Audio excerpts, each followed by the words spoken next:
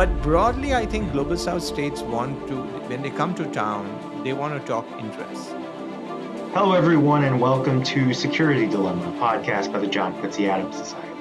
I'm A.J. Manuzzi, joined by my co-host John Allen Gay, as we have a conversation with Sarang Shidore. Sarang is the director of the Global South program at the Quincy Institute for Responsible Statecraft, as well as a non-resident fellow at the Council on Strategic Risks. He primarily studies the geopolitics of the Global South, Asia, and climate change. Prior to his current role, Sarang was director of studies at the Quincy Institute, senior research scholar at the University of Texas at Austin, as well as senior global analyst at the geopolitical risk firm Stratford Incorporated. Previously, he spent more than a decade in engineering and product management in the technology industry. Let's jump right into our conversation with Sarang Shidore.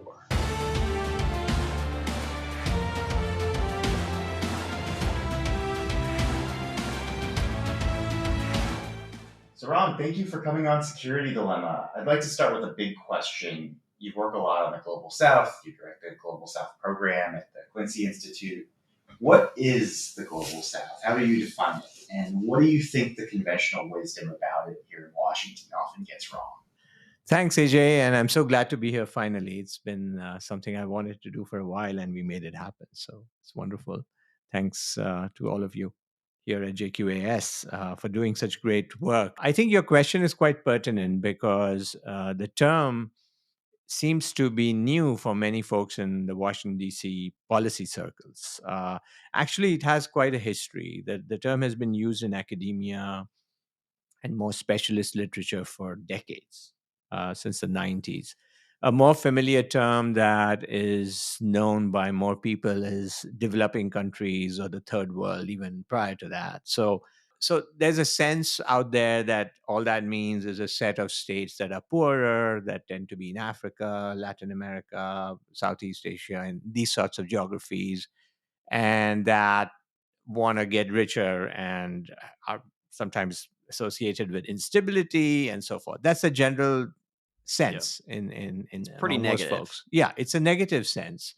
I laid out some thoughts on this in a foreign affairs piece I wrote like a year and a half back, in which made the point that the global south has actually had the term itself has a history, and the initial framings that come out from the 50s and 60s after decolonization, because decolonization is the big moment when this idea is even born in international relations. Before that, most of these countries were colonies of European states.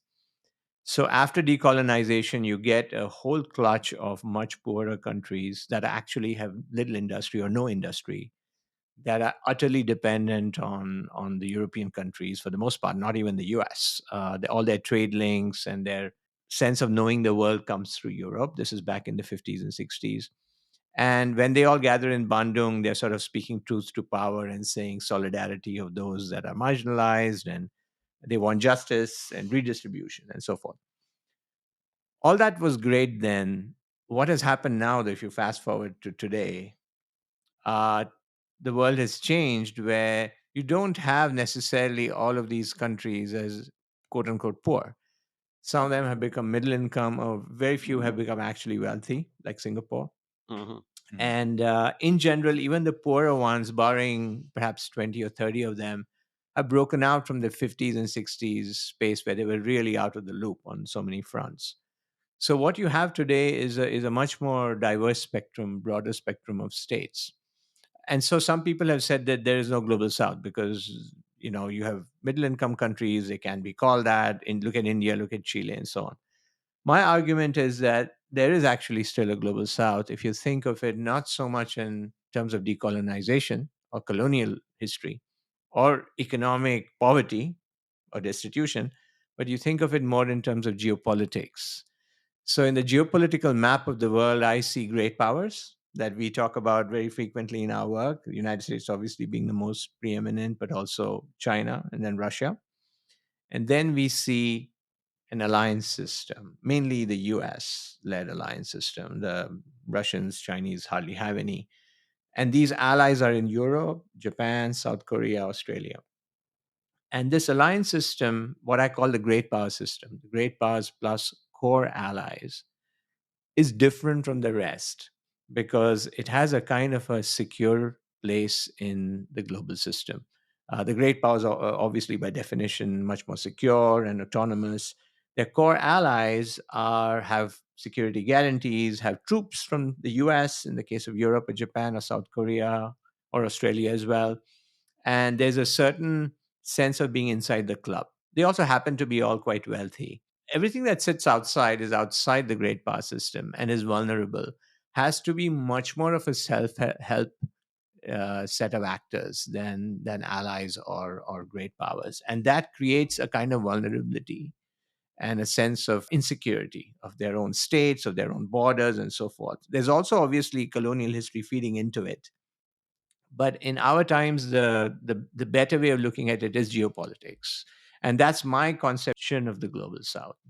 It's a little different. This kind of gets to something that we've spoken about before, which is realism in the global south. Because you sometimes see realists argue that the global south is actually much more realist in its conception of the world. You talked about self-help and vulnerability, and these are things that you could read in John Mearsheimer. There's also been theorists of talking about omnibalancing or subaltern realism, where it's like, oh, these relatively weaker states or less established states have to balance against internal and external threats, fit differently into the international system, but nonetheless are, security seekers.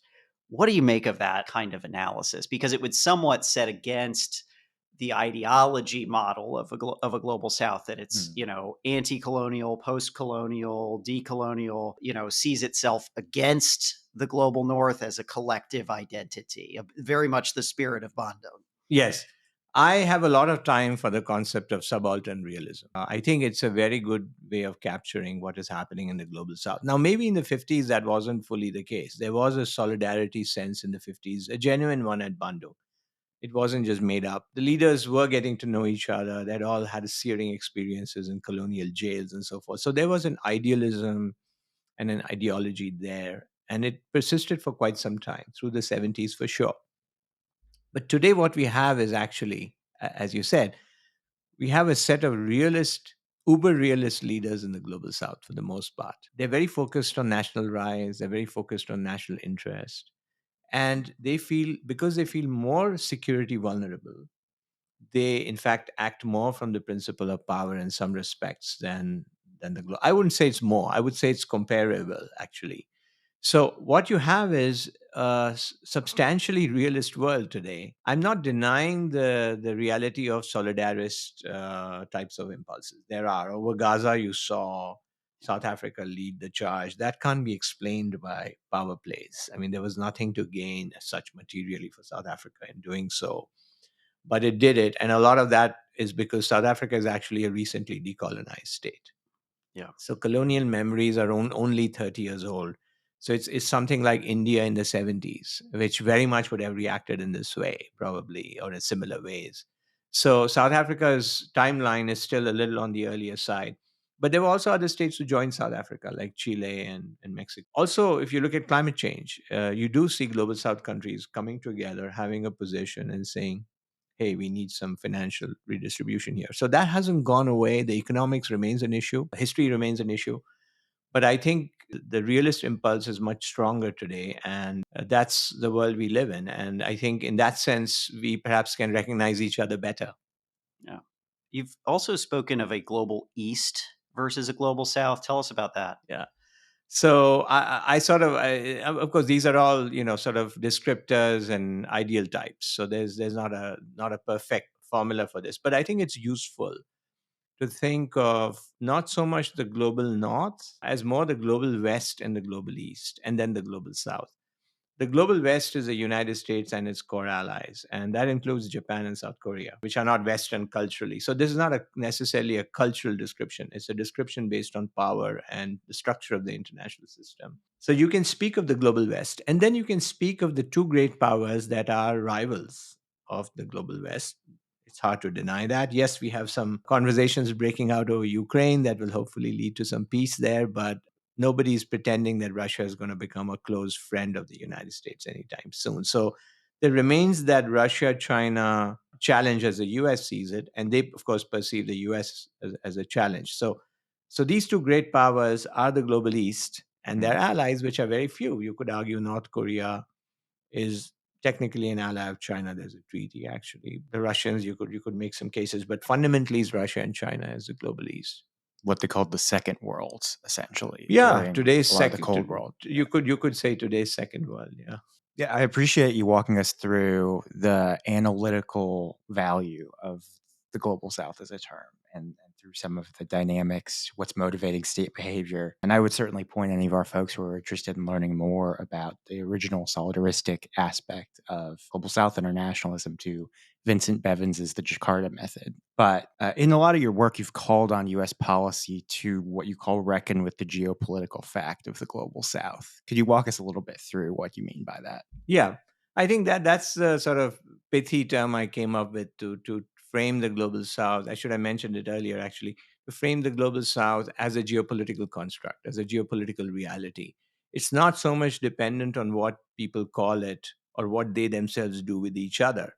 It's dependent on the structure of the international system. So them acting on their own to rise and to play great powers off against each other, and indeed even pursue regional goals, adds up to more than the sum of these parts. So you don't have to look for a solidarity. A lot of framing has been, oh, the global south isn't really there because there's no leader, there's no G77 is dead, there is no movement. Well, that's kind of immaterial. I think the fact that these states, A, are outside the core, and B, are asserting themselves to rise, and that assertion is quite real and quite deep rooted, and it has varied success. But that impulse is quite strong and also savvier compared to the 70s or the 60s. They've realized that just embracing autarky isn't the way to go. They are all experimenting with hybrid economic models. You can't call them capitalist or communist exactly. The state is quite strong, but then they're also playing with the market. They're doing their own friendshorings, things like that. So all of this adds to really a sense of often national destiny and national rise. And I think we would be amiss to discount the power of it in the long run. Certainly, that in the case of the middle powers of the global south. I always like to offer a little challenge to, the kind of importance of the rising powers narratives. And I'm curious how you would answer this. Basically, like I pulled the numbers from I think the World Bank this morning. As of a couple of years ago, the world has about $106 trillion of GDP, real GDP. Of that, sub-Saharan Africa has 2 trillion, so about a 50th. The Middle East, North Africa, 4.3 trillion. Latin America and the Caribbean, 7 trillion.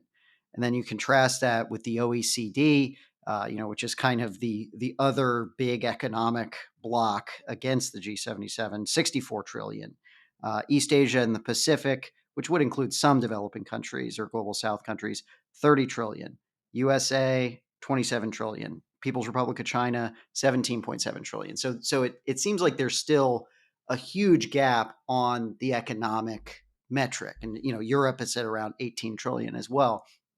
And so how real is this in reshaping the international system? Because, there's the other case that basically, okay, like they are developing quite rapidly, many of these countries, but they're catching up from so far behind that they're still behind at the end of it. Now they have rapidly growing populations, and that is an asset, but also some of these countries are not so politically stable, like Ethiopia.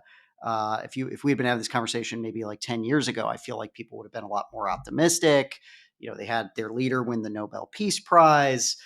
I talked to people who were like, oh, it could be a good place to invest and all that. And then all of that really turned around in the span of a few years. And so how should we fit the global south? And, if we were thinking of, for say, US policymakers, of a hierarchy of priorities, because the case for a lower position is essentially still relatively poor, growing quickly, but not getting there fast enough, often more a place of instability and problems than a place of opportunity. I think you're quite right, John, in terms of the gaps. Here, I would say that unfortunately, although again there's been change here as well in this part of the world, there is an Africa exception.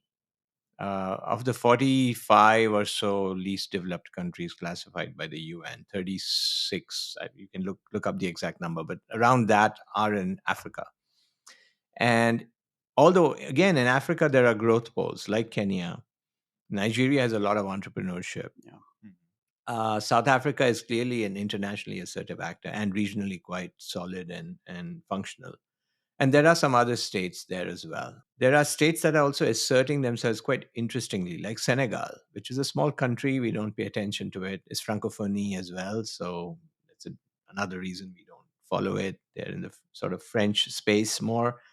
But they've had some very interesting changes with the election and the leader trying to assert himself in terms of contracts with on natural resources and the like. So there's a lot happening in Africa, but because of the fact that it started happening later compared to Asia, there's still some time before we are going to see African breakouts in the way we have seen in Asia and Southeast Asia, India, Mexico, although with all its issues, it's actually had a pretty good growth in the last 10 years. You can look that up. On the whole, this is right that there's no doubt that for the United States, the great powers will remain more important. I think nobody's claiming that the global south suddenly is the most important issue on the agenda. Russia, China will remain sort of the focus areas. The challenge I see is that they often are the exclusive focus areas in Washington. People have almost no time for even India, although India gets some coverage. It's quarter of the global South's population and a good sixth of the world's population.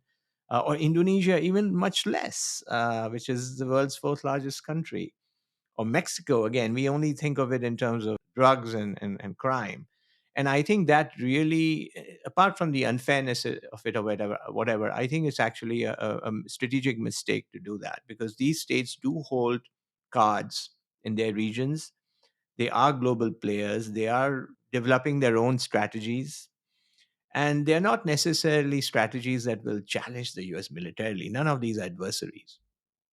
But they're not necessarily allies either. They're not formal allies, and they're not necessarily just going to fall in line. They will pursue their own interests. And I'll give you an example. In 2002, this is 20, 3 years ago, when the United States decided to invade Iraq, a disastrous error, as we know now. Yeah. It seemed very easy. Just go in.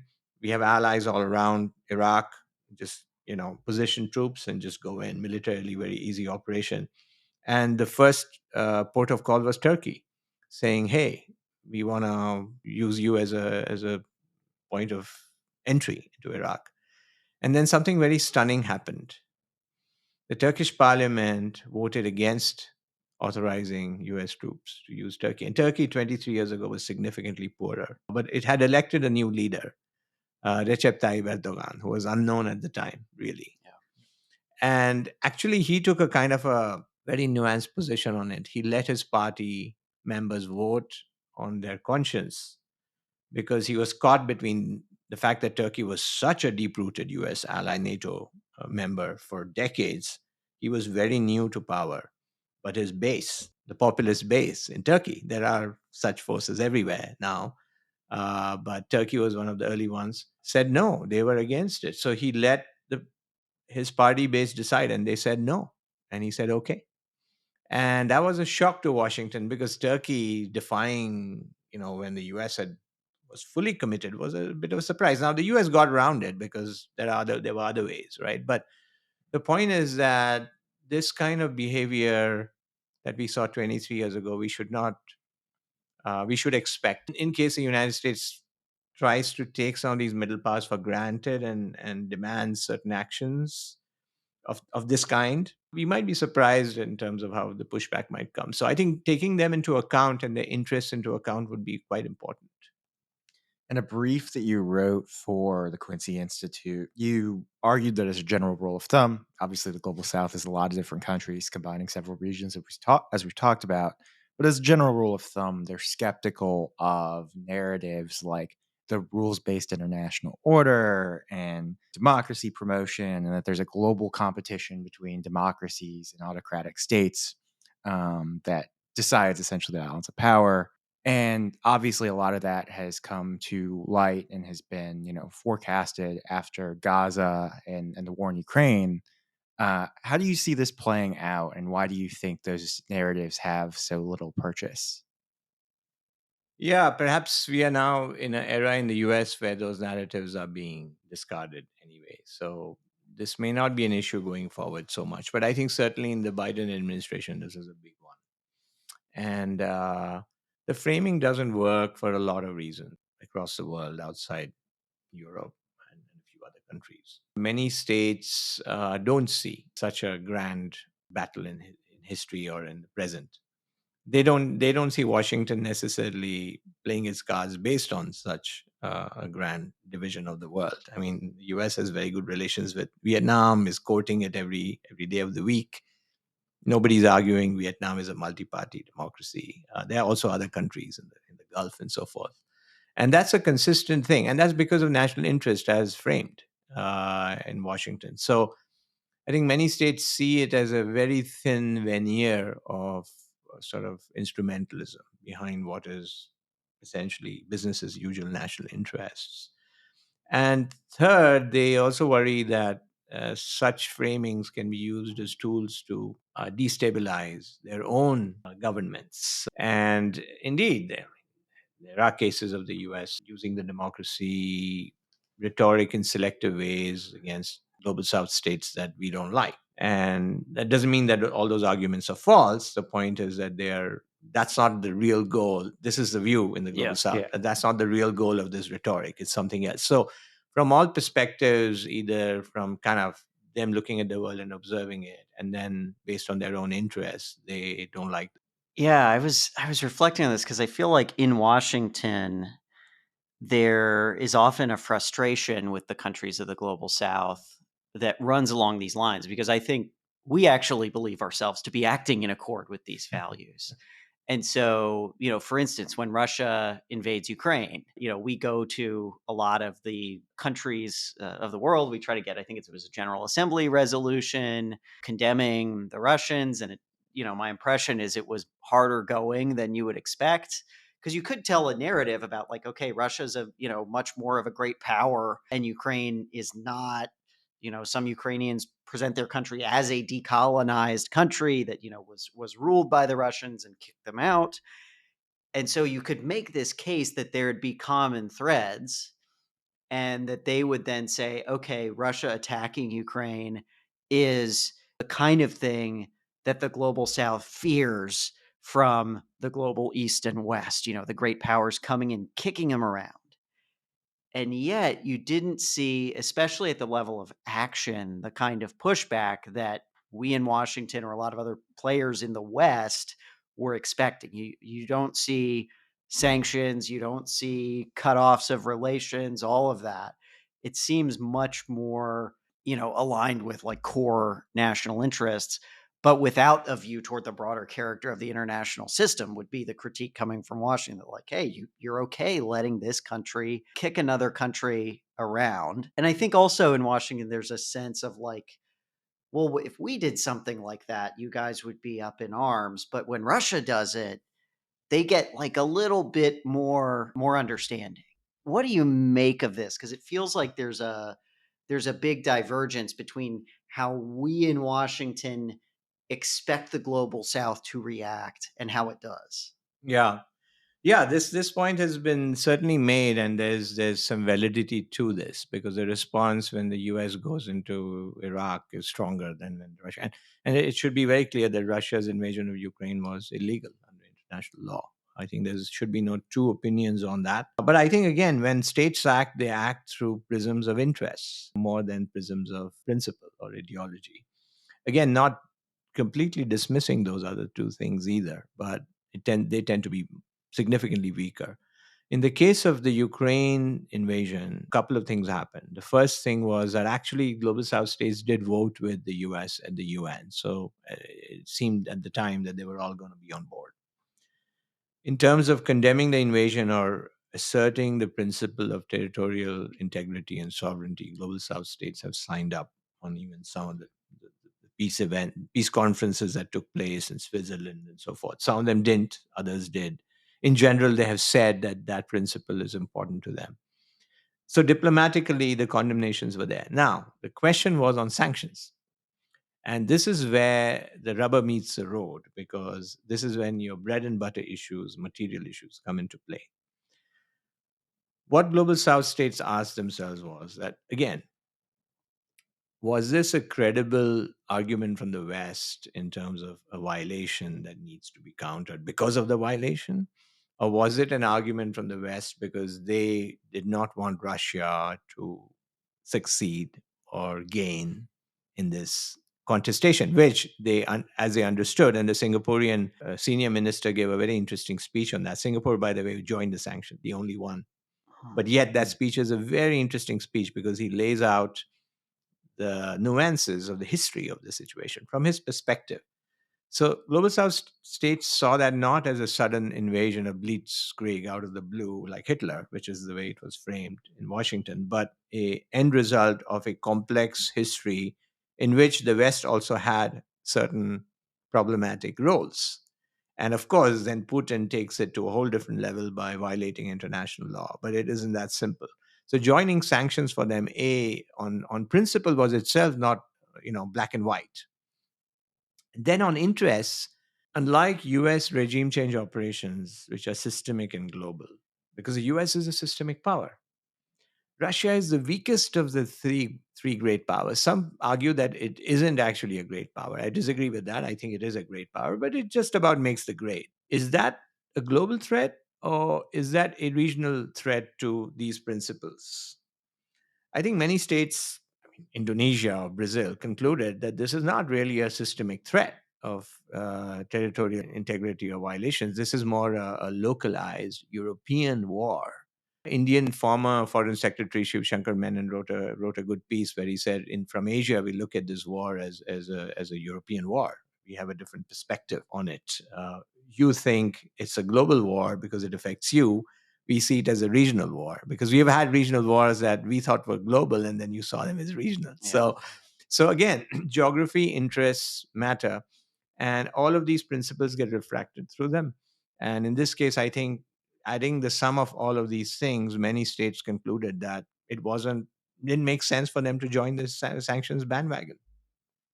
A lot of these countries have longstanding ties to Russia and or China dating back to the Cold War era independence period. Many have done things like increase trade with these partners, vote with them at the UN, join BRICS, with the latest round of expansion, of course, and more. Are policies that try to expel or contain the influence of China or Russia even viable in that context, or are they counterproductive? I'd love to get your thoughts on that.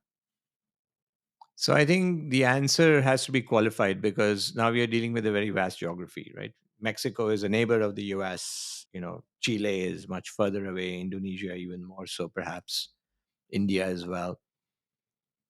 How this plays out in the global south will broadly depend on what is being asked of that state and where it sits in the geography. But again, if a pattern can be seen from the structure of the international system, the answer will be more no than yes. That they will not be so much inclined to simply listen to us and say, okay, we get China out of this. Certainly on China in many cases. Also on Russia, actually. Try to meet the United States part of the way because transactionalism was not invented here. It's been in history, in certainly in the global south. So they will look to cut a deal. And to the extent that the US is looking to cut a deal, deals may be cut. To the extent that the US is actually using it as a kind of a power maximization game, winner takes all game, it won't work in most cases. It will work in a few. Obviously, our neighborhood, we still dominate in certain ways. There are other states that are weaker in the Pacific and so forth. But even there, you can see in the Pacific, recently Cook Islands has welcomed China with an economic pact, and everybody is getting nervous. Cook Islands is, I think, 15,000 people. It's a very small country, and actually an associate of New Zealand. It's not fully sovereign either. Oh. And yet it's doing that. And are we sending troops and achieving regime change? I think that world is sort of gone when Alan Dulles could just sort of, United Fruit could say, hey, let's get the Guatemalan Yeah. guy out Yeah. of power. That may happen, but I think those days are in many ways gone. I think the US also knows that it's acting on a world stage. And if it just intervened, or even the Chinese, I think we'll have to think twice. The Russians, Ukraine, yes, but the Russian case is kind of unique because they're kind of a half systemic actor, if that. So they're not really looking to achieve influence in the same way. The Chinese is a different case, but both the U.S. and China, I think, will be much more circumspect outside their immediate neighborhoods on this. What do these countries want from us? Because there's definitely a very strong sense in Washington throughout the foreign policy space that there is some amount of competition happening with China for influence in these places. You have things like the Belt and Road Initiative, and there's a lot of anxiety that, like, okay, China's building airports, China's building roads, China's building bridges, and these countries are, they like that. They're maybe going to get dependent on it, or, have the infrastructure be taken over by China. I mean, we saw this with some of the fears around the Panama Canal recently, that there are Chinese companies involved there. And are they, will they take orders from the PRC to shut the canal if there's a war? Like, these are the kinds of anxieties that are out there. And I flip that around and say, okay, like, if America is to compete with that, is it that we're supposed to go build infrastructure? Is it supposed to be like, because you could say America's not as, you drive around America, we're clearly not as good at building infrastructure as the Chinese. And I think that that's also just for economic reasons. Like, China has been building a lot of infrastructure at home. So then what is it? Is it something that, like, the US government needs to go spend money or give aid? Are there certain kinds of deference we could give them? Is it, a sense of status or equality? Like, and I know it's going to differ from country to country, but are there patterns? Are there tools that we should be looking to in America that are very salient to these countries? Yeah, I think the practically all global South countries have two major drives. One of them is catch up. They want to catch up with the wealthy world, and here the gap is quite substantial, as you noted. So this is not about an election in Germany or France where they talk about GDP growth rate has come down from 3% to 2%. This is about fundamental closing of gaps on having just highways built or having ports built, things that we take for granted. Many of these countries have actually some of that already, but they need more. And there's a very strong sense in the politics of most of these states, which are developmental fundamentally, that we have to catch up fast and we must. So China comes in and does all these things, and we don't really do them well. And then we panic. At least Yeah. some folks in Washington worry about it. I think that worry makes sense. The DFC has been set up for a reason. The DFC is doing interesting work, and I would like its budget to be increased. That's the Development Finance Yes, Corporation. thank you. Yeah. Yes. That was, by the way, set up during the first Trump administration. So this I think will survive as a bipartisan thing with all the things going on right now in Washington D.C. So I would say that will be a good thing to do. But broadly, I think global South states want to, when they come to town, they want to talk interests. They have certain asks. We have certain asks. And what should happen is a kind of a conversation on where do these intersect. Obviously, it's not just sweet talk. Pressure is always applied. Diplomacy is a game of many tools. But fundamentally, if we don't take their interests into account to a significant extent, then we are not going to strike those deals. Or if we do, they're not going to be sustainable.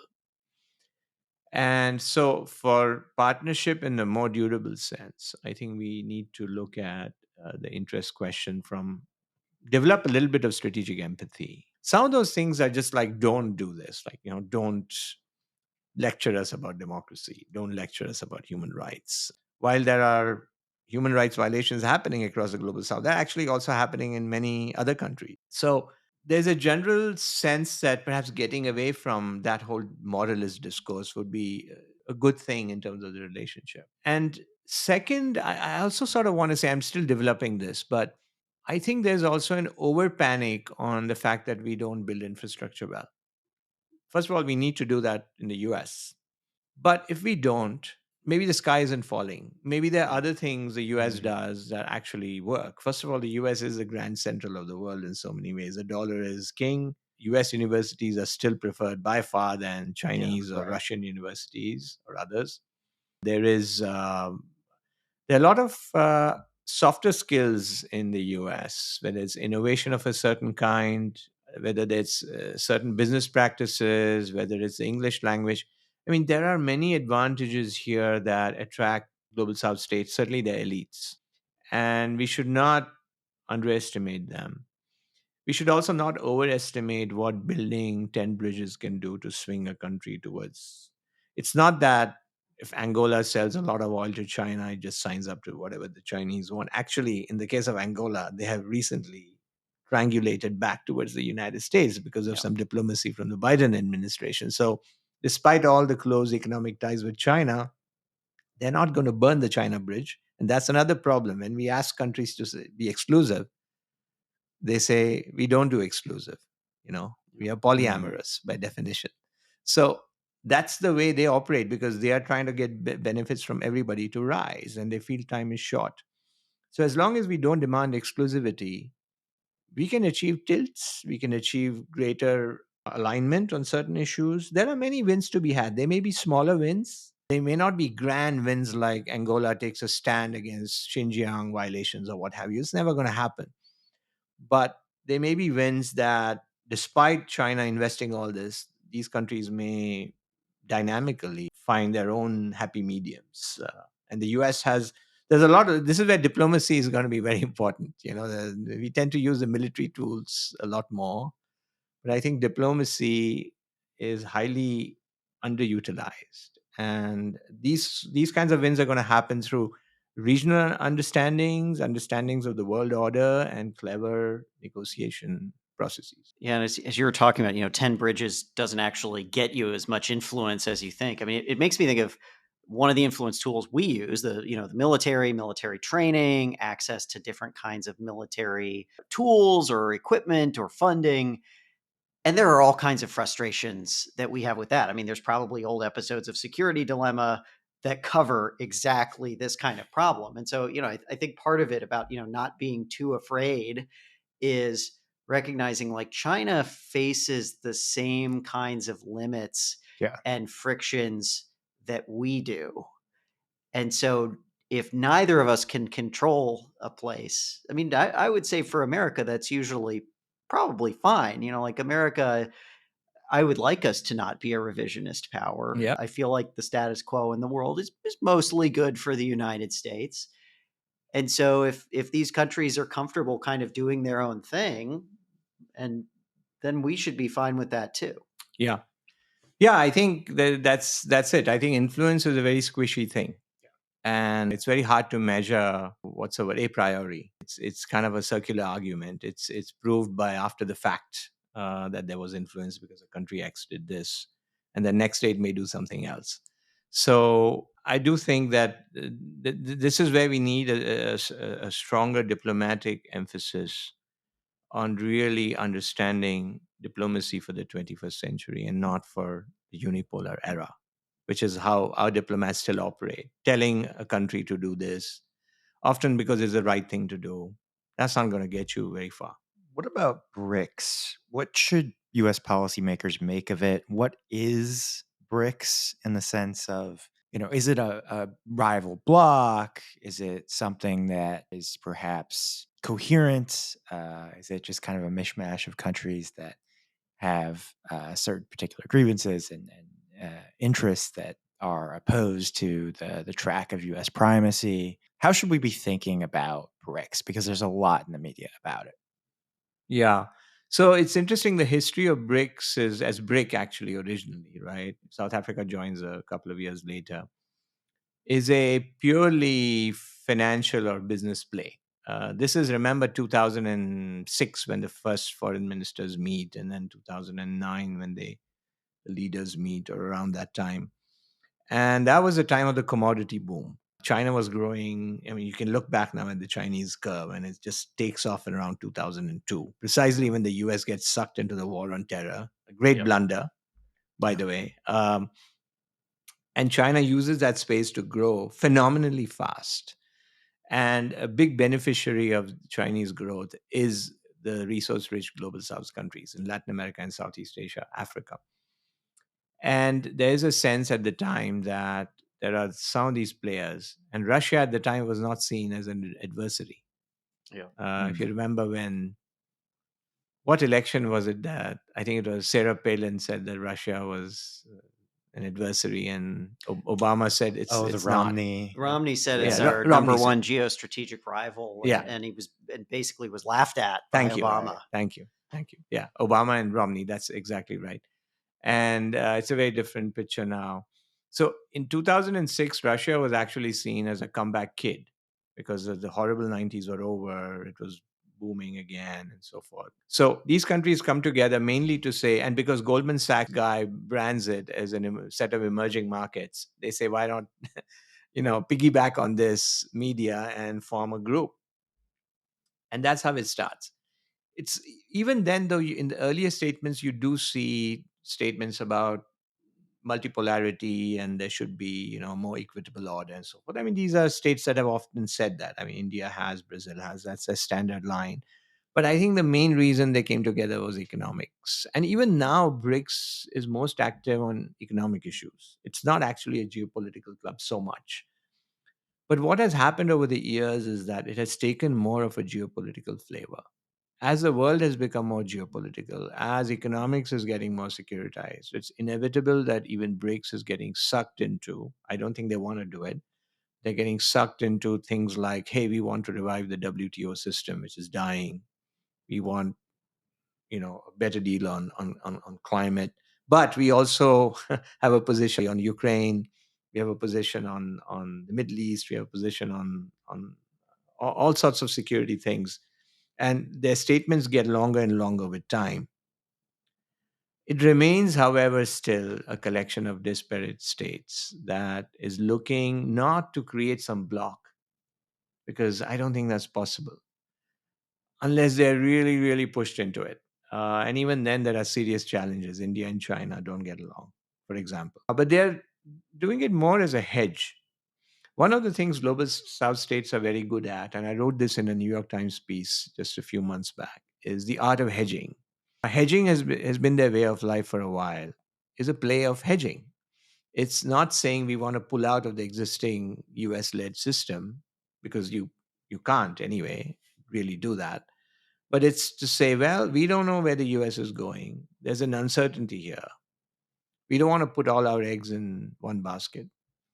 We are going to invest in this other thing that seems to have some legs. We'll use it for our own interests.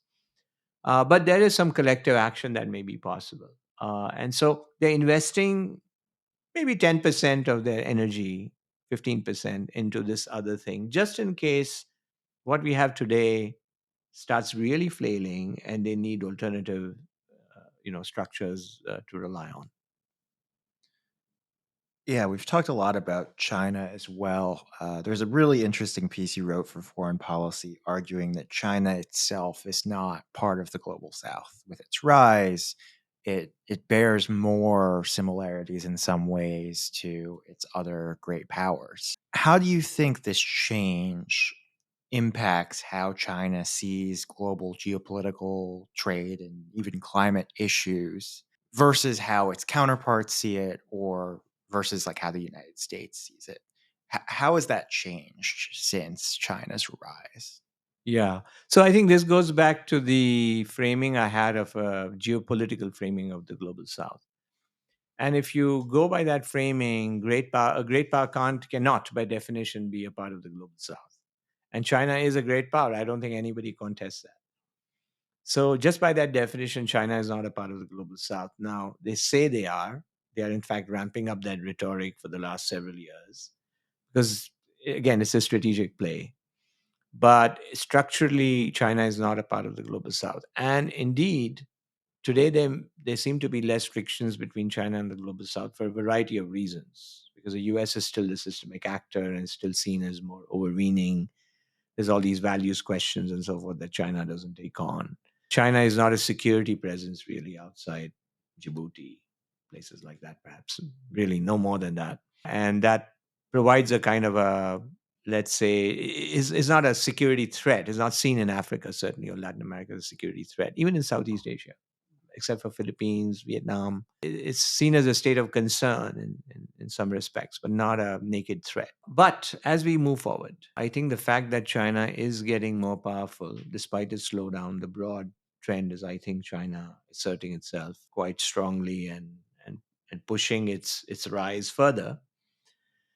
You are going to see gaps, and you're already seeing gaps opening. On trade, there's a slew of tariffs that have been imposed by several global south middle powers on Chinese imports. The overproduction argument that we have here is having some resonance in the global south. On climate, China is now actually, for many years, China would be and still is part of the G77 group of states that say that, we didn't emit very much and we are getting hammered by climate change. And so US and Europe and Japan should pay up. If you look now at the cumulative emissions of China, they're 13%, which are actually comparable to the global north or the wealthy world, if you will. And a sharp break. So you see a cluster of states like the United States or the EU grouping and Japan and China in the same level of cumulative emissions, and everybody else in the global south is way below. So the gap has really opened up between China and the rest. And so this has consequences when somebody has to pay up. Should it be China? If you look at the numbers, it should be China. So on trade, on climate, and even on the UNSC reform, the US is actually under Biden. We'll have to see where this goes under Trump. But under Biden, actually proposed a UN Security Council reform, 2 Cs for Africa and so forth. The Chinese are seen to be the most resistant to UNSC reforms, not the United States. It's China and Russia too, to a significant extent. The US too, of course. All great powers don't want to give up, their privileged place. But the U.S. seems more amenable, at least under Biden, to some reform than Beijing, and this is not. This has been noticed in global South capitals. I want to turn briefly to a note on climate. I do want to talk about the Philippines, which we hit on a bit later, but there's this interesting trend I've been playing around with a little bit in my head for a while, where at the intersection of geopolitics and climate change, there's a tendency to hype up the effects of climate change and their impact on security, resource wars, terrorism, things like that, and a countervailing tendency to kind of say, okay, well, when once you put something into the national security state, it only tends to get more securitized. If the Pentagon finds out more about climate change, they're not necessarily going to change their strategy, US grand strategy. They're just going to ask for more money to say, well, climate change has made our operations more expensive, so we're going to ask for more money. How do you strike a balance between acknowledging that there are security challenges that climate change acts as like a force multiplier for, or an amplifier, while still ensuring that it doesn't become overly securitized? Yeah, this is a classic dilemma. If you securitize something, you get more attention to it, and you can make the case for more money. And I think a lot of causes have understood that with time. We hear about health security as well. Right? Recently, there have been a spate of articles arguing that foreign aid is a security issue. And dismantling of US aid is bad for America's security. They're not saying forget the moral side, but they're saying this is urgency there. So I understand the tactic used. If I were a committed campaigner for a cause and it was a significant and a major issue, I may be tempted to do the same. But as international relations policy entrepreneurs or students, or we are all of the above here, we have to take an objective view if something is indeed because if everything is security, then nothing is. As you said, the downsides of it is that certain actors, certain bureaucracies like the military, the Pentagon, have all the more reasons to garner even bigger budgets, not to mention all the waste, fraud, and abuse that will come from that, and the threat to fiscal sanity. So I totally take the point that this is a real risk. On the other hand, the science of climate change tells us that in a very nuanced way, and the science is still evolving. So we are not at some final stage. Tells us that this simplistic idea that there's a hurricane and then a war breaks out is ridiculous. Such linkages of climate to violent conflict don't make any sense. They don't stand up to the research. What does stand up to research more is climate change as a magnifier of pushing something that's already sort of tottering over the edge. In some cases, if you don't have the institutions, you don't have the social structures, and you don't have governance that can actually turn that crisis around to bring people together, because there can be two responses. There was a tsunami which is not caused by climate change, but it was a great disaster. And after the tsunami, there was an insurgency in Aceh province in Indonesia, Islamist insurgency, going on for a long time. It's a long history. Indonesia, is a very diverse country. Aceh, particularly, was very resistant to it.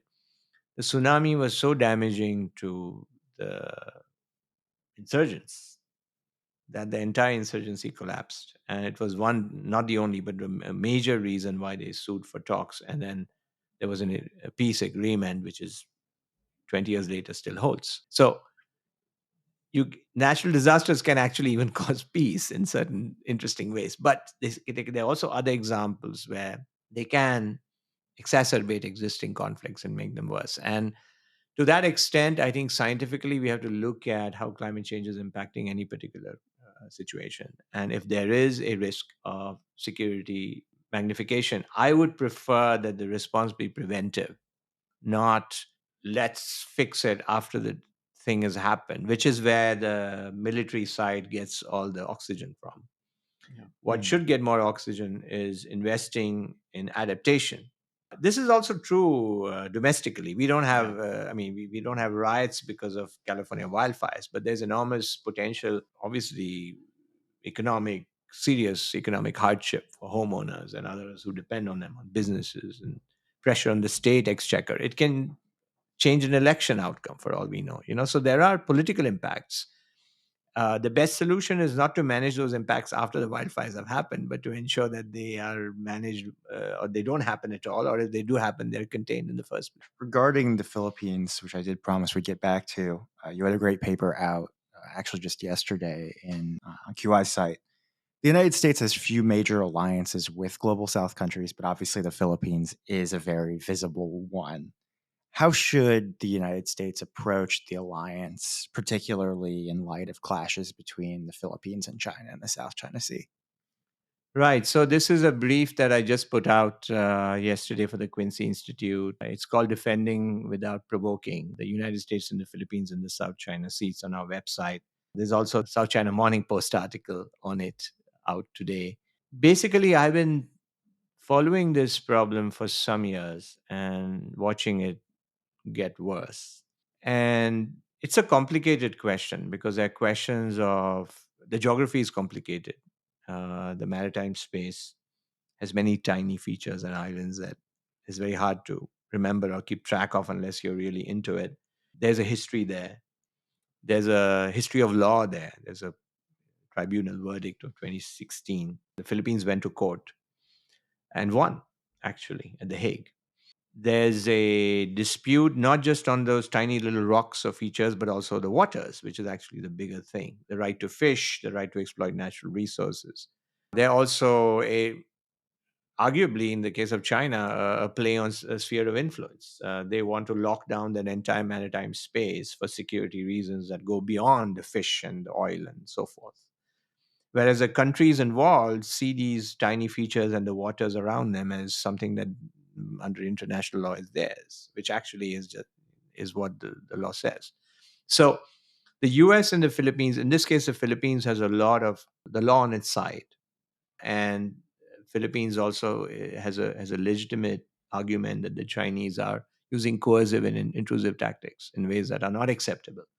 The question for the United States, though, is what are US vital interests? The alliance is there, there's a commitment, yes, but that doesn't mean that every vital interest of the Philippines should be a vital interest of the United States.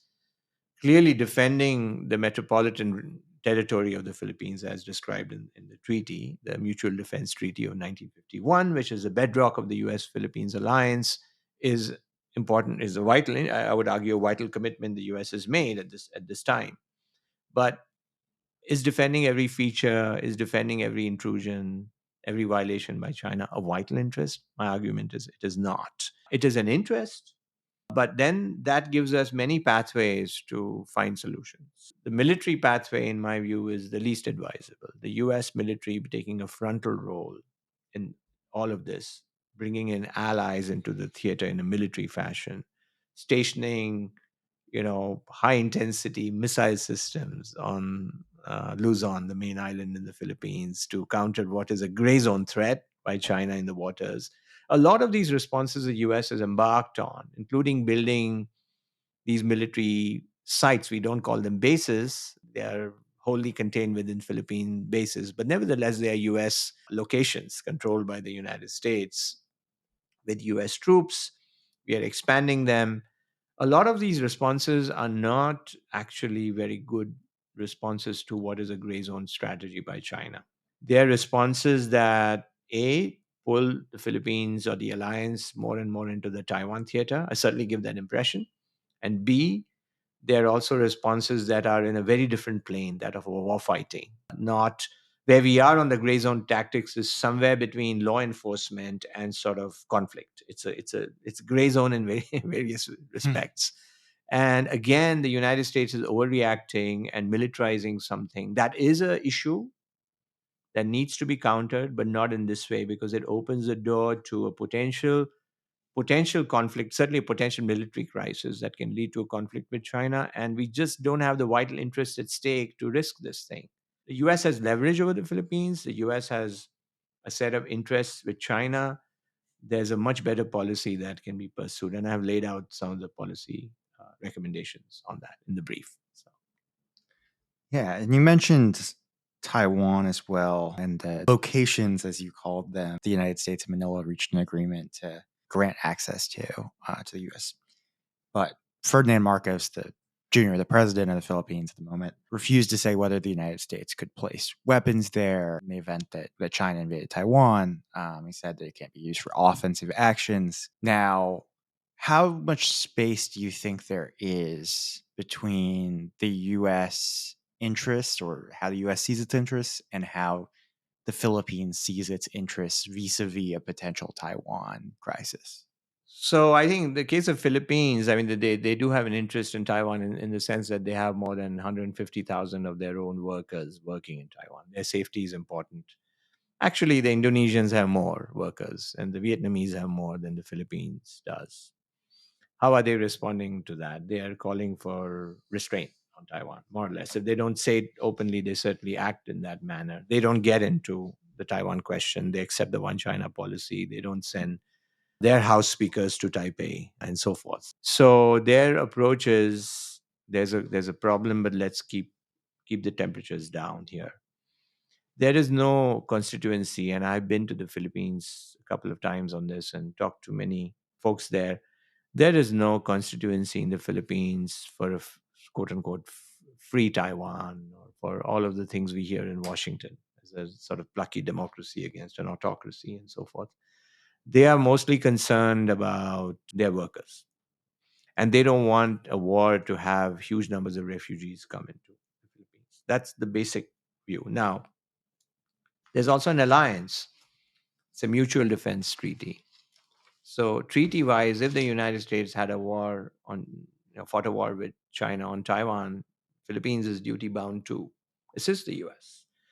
This is all set up. I remember these treaties are all dating back to 1951, way back when China was nothing like what it is now. In light of today, we have to interpret treaties in the context of our times. does it make sense to think of the Philippines as a frontline state against China when the domestic interests of the Philippines are actually so orthogonal to it? And B, by doing so, by pushing Philippines into that theater, we are actually escalating the US-China rivalry more broadly, because now China has all the reasons to say this is not about actually Taiwan only. You're encircling us all the way around to the extent you can find bases and places. So I think the US has to look at its relationship with the Philippines in a different way from the way it looks at Japan. And then, of course, there's a question of how Taiwan should be looked at. And this is something where Michael Swain and the Quincy Institute is really the best person to talk to, because he has written for decades on this question. And I'm not going to speak for him, but I think he will tell you that it's a complicated question as to where Taiwan sits in the US interests matrix. One last question. You have a unique background. You came from the world of engineering. You've worked at Stratfor. Now you're at QI. What was, can you walk us kind of through that and what that whole transition was like, and what advice you might have for students and young professionals in our network who are interested in foreign policy? Sure. So I guess I grew up in India, in Mumbai.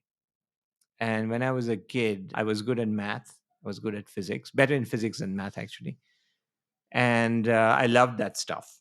I loved astronomy. I had a little telescope, all of those things. But I'm also sort of a news junkie, and not news about sort of local gossip, but international news. So you know, when I was a teenager, you had Gorbachev come to power in the Soviet Union. And I followed that through BBC, Voice of America. In those days, there was no internet, and we didn't have any New York Times coming to our doorstep and so forth. We did subscribe to Time magazine, so I would read a lot of what was happening in Time magazine, the Contra War, and so forth. And I was following that back then, but it was always a hobby. It was not the core thing. I was really interested in science. For an Indian kid growing up at that time, the choice was between doing foreign policy and engineering. It was a slam dunk. In fact, I didn't even know there was a career called foreign policy at the time.